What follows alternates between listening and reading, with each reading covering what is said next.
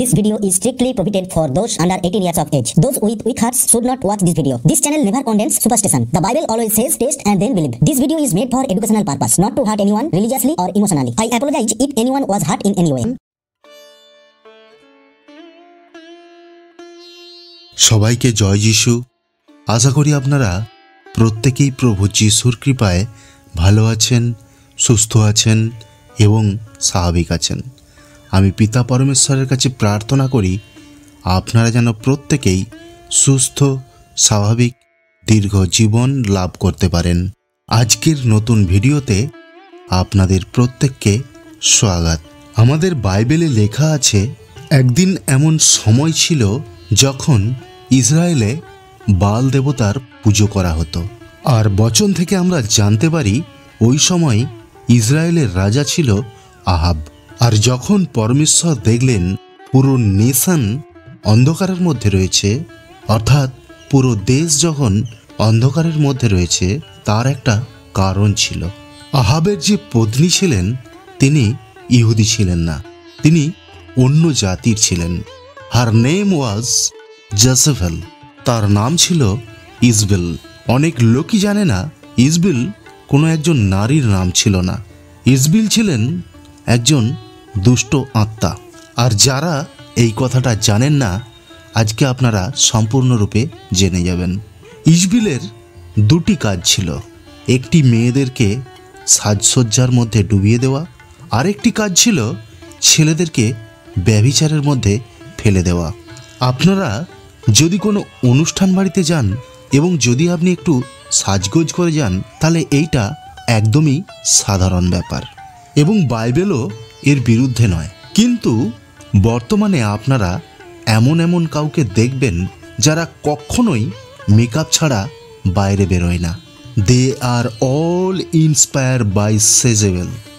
এবং আমরা যদি বাইবেল পড়ি সেখানে দেখতে পাই সেজেবেল মৃত্যু সময়েও সুরমা লাগাচ্ছিলেন।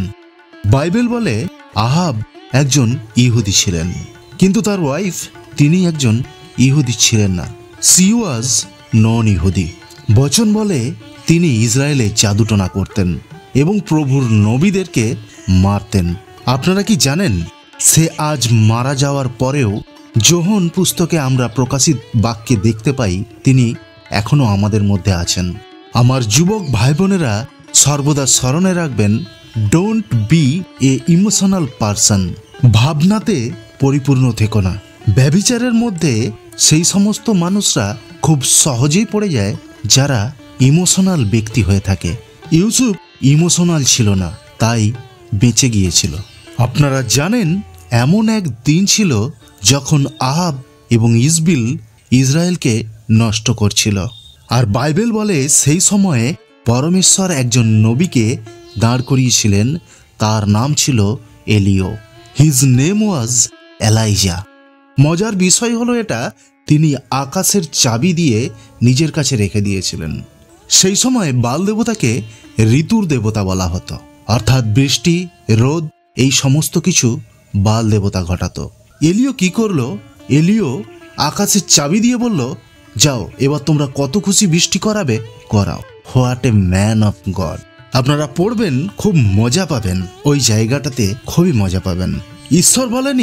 ঈশ্বর বলেনি যে বৃষ্টি আমার কথায় হবে না, আমি যতক্ষণ না বলবো ততক্ষণ বৃষ্টি হবে না। এলিও বলল, আমি যতক্ষণ না বলবো ততক্ষণ বৃষ্টি হবে না। এলিও পরমেশ্বরের সাথে এতটাই একত্রিত হয়ে গিয়েছিল যে এলিও ভাবছিল যে পরমেশ্বর, আমি যা ভাবছি পরমেশ্বর তাই ভাবছেন। আপনারা কি জানেন প্রভু যীশু খ্রিস্ট কেন মরেছিলেন? যাতে আপনি এবং পরমেশ্বর এক হতে পারেন। এই জন্য বাইবেলের প্রকাশিত বাক্যের অন্তিম চ্যাপ্টারে বলা হয়েছে, আত্মা এবং বধূ এক হয়ে যাও এবং এক সুর হয়ে যাও। আপনি নিজেকে এমনভাবে তৈরি করুন যাতে আপনি বলতে পারেন আপনি যা বলছেন ঈশ্বর বলছে। আপনাকে এবং পরমেশ্বরকে এক করার জন্য আপনার ঈশ্বর প্রভু যীশু খ্রিস্ট প্রাণ দিয়েছিলেন। প্রভু প্রার্থনা করেন, হে পিতা, আমি এবং তুমি যেমন এক, তেমন এরাও যেন আমাদের সাথে এক হতে পারে। আজকে আমি আপনাদেরকে প্রশ্ন করতে চাই, আপনারা কার সঙ্গে এক হচ্ছেন, পরমেশ্বরের সাথে না এই দুনিয়ার সাথে? আমি জানি 2024-এ আমার যুবক ভাই বোনেরা সিনেমা দেখেন, মুভি দেখেন। একজন ভাই আমাকে বলেন, অ্যানিমেল দেখেছো? আমি তাকে উত্তর দিই, আমি মানুষ। 2024-এর মানুষরা বিগ বসও দেখে, বিভিন্ন ওয়েব সিরিজও দেখে, আর সানডে এলে, রবিবার এলে হালেলুইয়া হালেলুইয়া, ফুল অ্যাক্টিং। আমার মনে হয় প্রভু প্রতি রবিবার বিশ্বাসীদেরকে দেখে হাসেন।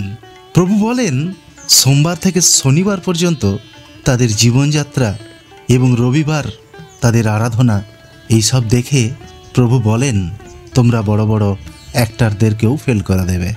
আমি ভাবতাম কোনো পর নারীকে স্পর্শ করা ব্যভিচার, কোনো পর নারীর সম্পর্কে কুচিন্তাভাবনা করা ব্যভিচার। কিন্তু যখন আমি ইয়াকুব বললাম, তখন জানলাম এই সংসারের সাথে মিত্রতা করাই ব্যভিচার। তোমরা কি জানো না, এই সংসারের সাথে মিত্রতা করলে পরমেশ্বরের কাছ থেকে দূরে সরে যেতে হয়? আপনারা জানেন এই বচনটা লেখার আগে কি বলা হয়েছে? হে ব্যভিচারিণীও, যা এই জগৎ করছে, তোমরা যদি সেগুলো করো তাহলে তোমরা ব্যভিচার করছো।